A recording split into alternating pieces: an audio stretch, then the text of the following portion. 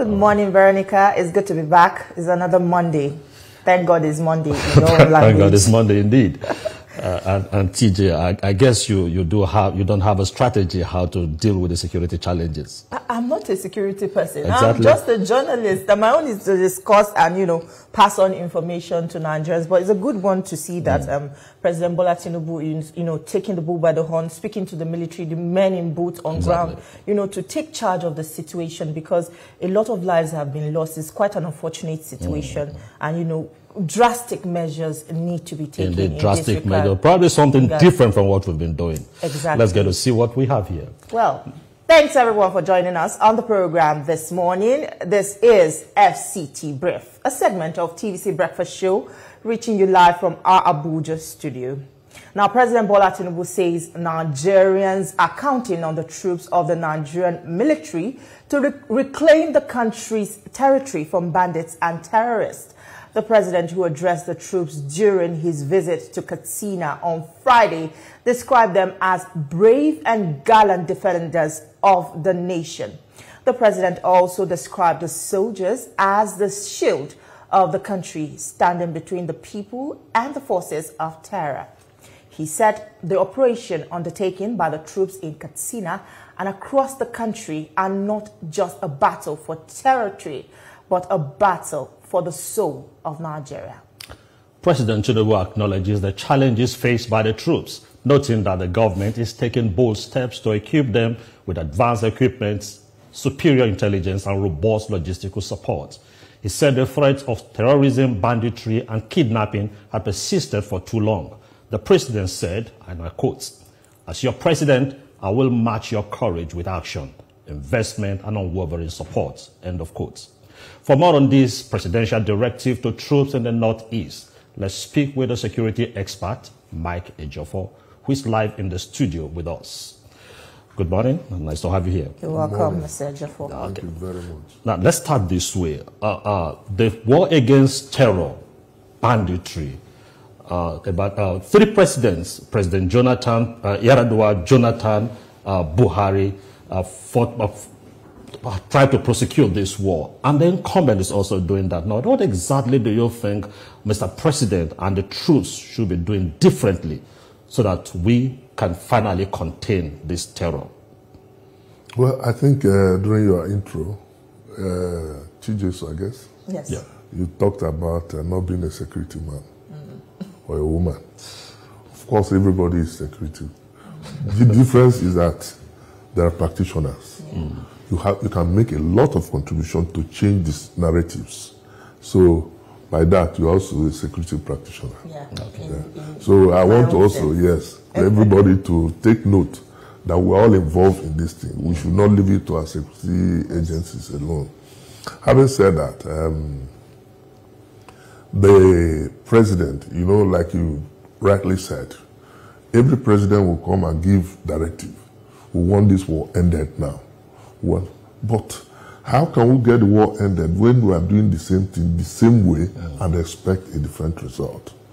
But I think if I'm right, this is the first time, I might be corrected, that the president is visiting the troops. And I also want to encourage him to begin to visit the troops as moral booster.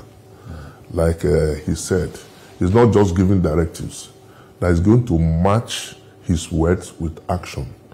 In fact, I've been away, I've not been following. So I saw some videos, I don't know, but I've not seen any conventional news outlet when some British soldiers were introduced. I don't know the reliability. But such partnership will definitely change the narrative. Boosting the morale of the troops, matching it, like you said in your intro. All these operations are intelligence driven. And the new leadership in the state security staff is also changing the narratives by providing intelligence, even though he doesn't want to come out to tell people what he's doing. But you can see arrests have been made, recoveries of arms. You know, you saw the one involving the British soldier, that the British is also denying now that he's not one of them, that he was there before. Naturally, that must be their reaction. So I think the president has done well, and the troops too will be encouraged to do more. Like I said, we should not leave these things to our troops alone. Everybody must be involved.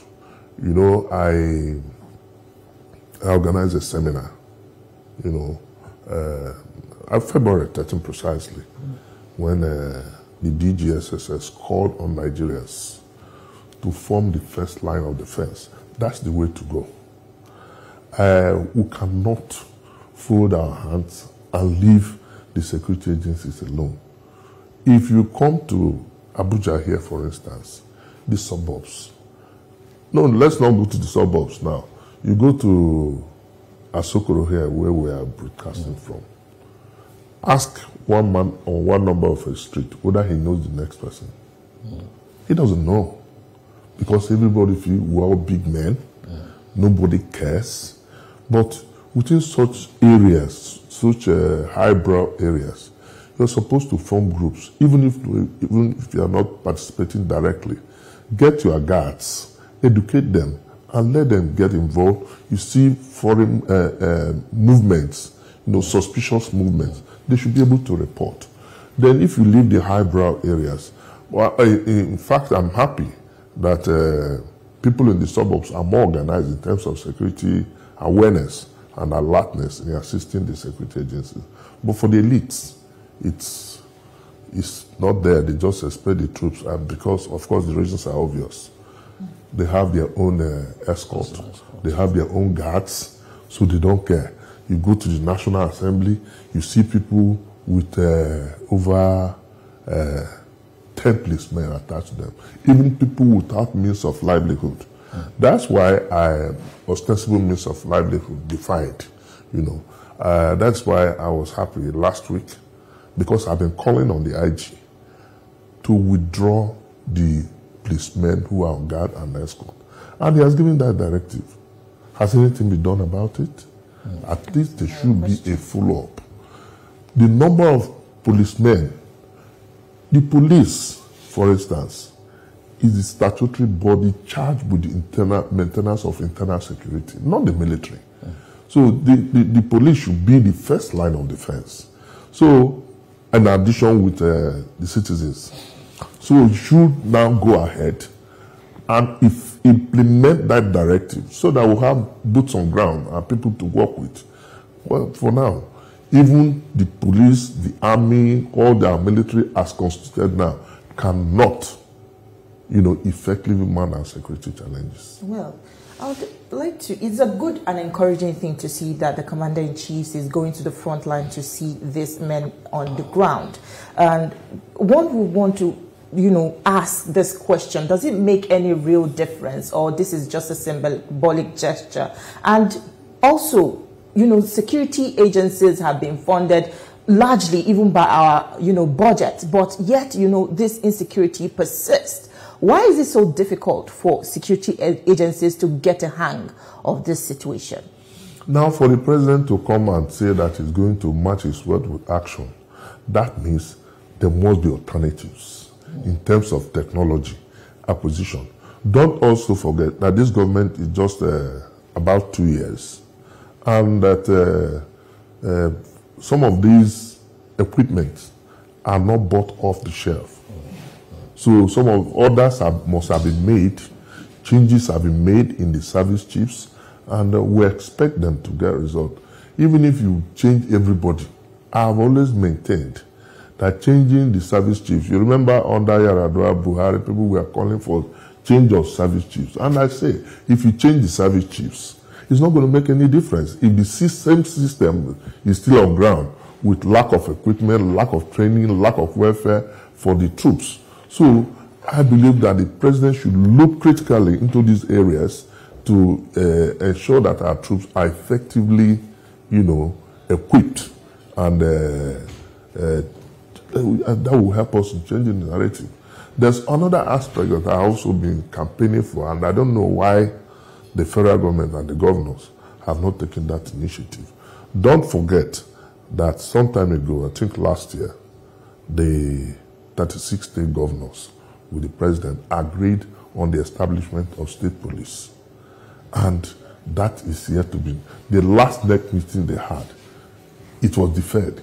And I was quite sad that such an important issue should be deferred. That should have been the first topic before any other one. Because without security, there won't be any meaningful development. So the reason I always emphasize on the establishment of state police, it's just formalization. Because if you look at all the states, they virtually have informal state police with all these task forces, vigilante. So it's just for us to... And don't forget that it's not every state that can afford, state police. But for those who can afford it, they can go ahead and do that. The effectiveness of police cannot be overemphasized, of state police, because the strength is drawn from within the area. People who have local knowledge of the area, they know themselves. In addition with this first line of defense that the DGSSS has been, clamoring for, that people should get themselves organized, get approval in collaboration with the police, the state security service, so that they will get armed to a certain level, because the people fighting us are armed with very dangerous weapons. I would like you to hold that thought, because we need to go on a quick commercial break now. Don't go anywhere. We have more for you on the program. Stay with us. We'll be right back. We're still discussing insecurity and the recent directive from President Tinubu to the military, to take a charge of the situation. And we'll still have with us in the studio Mike Ejiofor, a security analyst. Okay. Yeah. Let's look at intelligence gathering and prosecuting this fight via intelligence. We have the DMI, we have the SSS, we even have the NIA. Now, what kind of intelligence coordination do we need to introduce? Because it's not just boot on ground. We need serious intelligence work. So how should we begin to coordinate these various groups so that we can achieve better results? Without sounding immodest, the Nigerian situation, or the Nigerian Security Service, the SSS, has not been lacking in providing intelligence. Without being immodest, I'm telling you the truth. And with the new leadership of the SSS, you can see the bonding between himself and other service chiefs. In fact, during that seminar, almost all the service chiefs, except the ones that were not including the CDS, the NSA attended the seminar. That will show you the level of his own mobilization among the security chiefs. Like I said, it's not just sufficient to provide intelligence. I'll give you an example. If you have an intelligence that there's going to be an attack in a community that is ungoverned, and the troops are not there, the police is not there. We take the case of Plateau, for instance. It's not because the police doesn't want to go there. They don't have sufficient manpower to go to that place. So it's as good as not providing the intelligence. But if you provide the intelligence and there is means, it's just not their fault. It's the incapacity of the various security agencies to have equipment to tackle such a situation. So we should not just be talking of intelligence. We should also be talking of how do we counter this? What are the means to... That's why I want to believe that the president also has something up his sleeves, in terms of tackling these menace that are facing us. If you look at virtually all the geopolitical zone, there's no geopolitical zone now without its own security challenges. And that's why I also emphasize that we should bring the state police. In Borno, for instance, we're talking of Boko Haram. You can see them in Yobe, the attack on the barracks, burning down, killing people. Then you don't expect to use the same application in tackling Boko Haram in the northeast with the same thing of kidnapping in northwest or oil bunkering, illegal oil bunkering in the south-south. So every region, every state has its own peculiar problems and also require peculiar solution to that problem. So I think we should be able to change our tactics in terms of looking at various security challenges with the same community. And I just came back from my place. People don't go to farm again.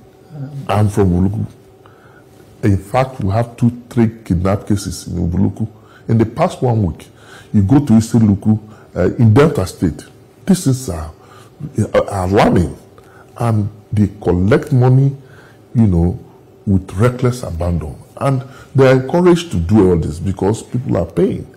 But if you are involved, security agencies naturally will tell you not to pay. But until you are affected directly, you know whether you pay or not. So it's quite disturbing. Well, the National Security Advisor recently said that state governors need to step up. But apart from donating patrol vehicles and equipment, what else can the governors do to make a difference? You spoke about the state police issue, which is yet to be adopted. But aside all this, what can they do to salvage this situation at the moment? Yeah, I always want to give an example with the Amotekun, for instance. There must be a coordination within the geopolitical zone, not just the state. Because if people are escaping from Ondo, they are going to Oyo. There must be coordination so that provision of walkie-talkie communication, so that if people are leaving a particular area or a state, you will be able to alert the next state that we are pursuing, some people are in pursuit, and this is how they should be able to look at it to get all these people. So there must be that coordination among geopolitical zones. The regional outfits like Amotekun should be encouraged. In the southeast, the whole governors should come together and possibly make donations for the geopolitical zone, in addition to establishment of the state police and the assistance that have been given to the security agencies. It's not just sufficient. And you see, one thing you discover, they donate vehicles, donate equipment, the governors. The next 1 year, all the vehicles are off the road. Lack of maintenance. And it's capital intensive. It's not just sufficient to go and buy vehicles and donate to say without fueling. You go to any police station, you ask them, maybe 1 or 2 policemen are there. So what do you expect them to do? They can't leave their station unmanned. So we need to do also more recruitment into the police. Police in particular. We need to do more recruitment in police, get them properly trained and equipped. And you know that people talk about the image of the police. The IG also need to work on the image of the police to make sure that people have confidence in the police in order to enable them volunteer information. If you don't build that confidence, that's why Muyiwa Dejobi, the first PRO, you see, is always, I remember I asked it the other day, there's a jingle that always run here, that if somebody asks you to give a bribe, you will ask for a receipt. Who will ask for a receipt? It makes sense, but it cannot work. Because when you are a problem, you see. So we need to re-engineer, overhaul our security architecture completely for it to be effective. And do you think giving control to the more control to the governors or more authority to the governors to handle the security situation in their state is also a strategy to consider? Yeah, although it's not constitutionally provided for, even though they are regarded as chief security officers of the state, if they have their own police, the state police, they should be in a position to do that. But don't also forget that the fear people have is that it will be abused. And I say, can we continue because we abuse and not move forward? The Nigerian police, as it is today, is it not being abused? When you have all these fraudsters moving about with policemen, I feel very, very embarrassed when I see such people, moving with hordes of policemen. The IG should effectively withdraw such people to enable them to have boots on ground, people to work with, because we cannot continue to do the same thing the same way and expect a difference, except you're a mad person. Okay, let's look at it this way. So an analyst once explained that when the military confronts these terrorists and you reclaim those territory, you need to advance to another position. There are not enough forces to retain the victory they have won. So sooner than later, the terrorists come back because they know that you don't have huge presence of personnel, and that should be naturally the responsibility of the police to hold, because internal security, like you said, is coming back to what I said. Yeah. Even if you secure such territory, you don't have sufficient manpower to man such reclaimed areas. But this way also, the civil defense will come in. That's exactly the question I wanted to ask. That is it not possible to now upgrade the civil defense in terms of capacity, and instead of making everything centrally controlled? If you cannot, because of the constitutional involvement, you cannot have the state police, for instance, can't we also have the civil defense, where you now give these governors some measure of control over the civil defense in their territory? The problem again is funding. You will not just how effective or how completely is the civil defense funded. What kind of arms are they carrying? Have they been upgraded? Like the SSS. The SSS uses Tavor. They introduced Tavor machine guns, into the system that other security forces are now emulating because of its effectiveness and efficiency. But this takes money.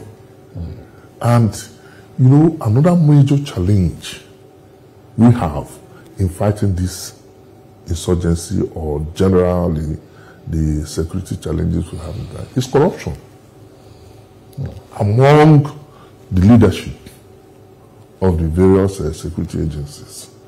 It didn't start now. You cannot also rule it out because these people are Nigerians. You cannot say, well, because they are security men, they are exempted from. Everybody is struggling. Everybody wants to survive. So monies are diverted. Not only that, you go to the National Assembly, who is supposed to have an oversight function. They're also looking for money from that security before approval. And a lot of them have called me to say, do you have facts? I say, challenge me. That they are doing it everywhere. You have the name of constituency projects. Some of these contracts are taken by the National Assembly members. The corruption is another major factor in fighting this corruption, this scourge we are facing. Well, you spoke about the citizens forming a line of defense against these attackers, but can there be a legal framework for this amidst the growing calls for citizens, to possess arms? Yeah, I think the DGSSS emphasized that, during the lecture. Liaise with the police, the SSS, the people should be identified, because you cannot, in a situation of trying to solve a problem, create another problem. I'll give you an example. We have people like retired officers who are still capable, fit, and able to engage. You can get them, immigration, police, army, SSS. They are in every community. They are in every local government. Get them organized. And these people are already trained. The only thing you need to do now is to refresh the training, because if you leave it open, the tendencies are that people will be recruited who are going to serve their own interests, thereby compounding our problems. So the people who are going to be recruited must be trained, they must be honest, they must be patriotic. But if I say this, some people will ask me, how can people be patriotic? What's patriotism? Love for one's country. Can you be hungry and be loving your country? You cannot. Everybody is hungry. Everybody wants to survive. Look at what our politicians are doing. Another major problem in this issue of insurgency and kidnapping are the conduct of our politicians. You see somebody who has no means of livelihood because he sought election and won as a local government chairman is in affluence. And he lives as if there is 80% of our security challenges are caused by politicians. We should by now be talking of governance, but they are talking about 2027. All right. Is it possible also that non-prosecution, because in recent years, maybe past few governments, we've not seen that kind of prosecution of arrested bandits or insurgents? Could it be that this is also weakening this fight? Because when they realize that no legal action, nobody is jailed, nobody is jailed, then it's like, okay, license, let me do whatever I want to do. So should we also look at that de-radicalization and approach and see if it could be more effective? That's a very critical question. And at times, I sit down to reflect on some of these issues. Every day, the military tells us they have arrested 300,000. What is the strength of, we should be able to know the strength of these insurgents. You are arresting 300,000, tomorrow you arrest 100,000. Where are you keeping them? What are you doing with them? These are questions that must be answered. Otherwise, we will not take them serious when they tell us you have arrested 100. Or you parade them, let's see. If you tell us you have arrested 100,000, what did you prosecute any of them? Did you rehabilitate them? Are they in ID camp where they are being fed with a view to denouncing their earlier positions? These are questions. It's not just sufficient for us to say we have arrested 300,000. 300,000 is not 30 or 30 people. It's serious. So when I hear such things, and what is the strength of our entire military? The police is less than 400,000. The military, the army, I'm not sure it's up to 1 million. So with all this, and you are arresting 300,000, how did you get them? These are questions that our security agents, so they must be honest in briefing the public on what they are doing. Nigerian troops are very committed troops. They are very, just like the president said in his visit, they are very well trained and efficient. But if you don't have the right equipment to fight this thing, it's just like going to commit suicide. Well, the president talked about investing in better weapons, intelligence, logistics for the military. But some Nigerians feel that this is little talk with no action. And, you know, we've also heard in the past about, you know, investing in non-kinetic means to solving the problem. But what would you say is a real commitment? What would a real commitment look like in terms of timelines, budget, and results? Yeah, thank you very much for this question. You know, we have been doing this for over 15 years, fighting to achieve results through kinetic approach. It cannot work. We must also combine this with non-kinetic approach, provision of employment, electricity, basic health facilities, and all this. If all this is, if we have constant power, electricity, people will be engaged in doing other things instead of going to criminality. Some people go into criminality not out of their own will, but out of frustration and means to survive. So it's we need to rely more, a combination of kinetic and non-kinetic approaches. All right, Mr. Mike Ejiofor, it was a pleasure speaking with you this morning. Thank you so much for your contributions on the program. Well, like you've heard from our guests, you know, solving the security problem is everybody's business. So all hands must be on deck, not just the security agencies, not just the president, not just the state governors. You also have your role to play in this regard. Well, that's where we'll leave our conversation this morning. We will now hand you over to our Lagos studio where Veronica and the rest of the crew are standing by to continue with the rest of the show.